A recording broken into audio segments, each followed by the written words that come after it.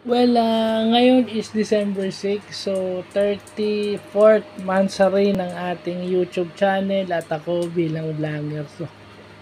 So again, 34 months na natin to ginagawa. So again, nagpapasalamat ako doon sa mga nag-inspirasyon, nagturo sa akin mag-vlog. Nawa po ngayong Christmas season dahil wala naman akong regalong maibibigay sa inyo materially. All I wish is sana na maging masaya yung Pasko nyo.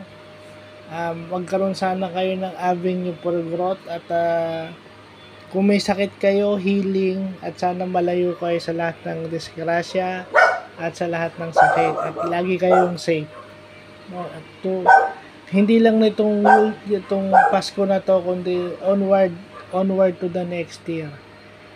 Hangad ko rin yung maligong bagong taon sa inyo. Kung ano man yung mga binabalak nyo, sana matupad at sana the good Lord would bestow graces upon you. So, yun lang po.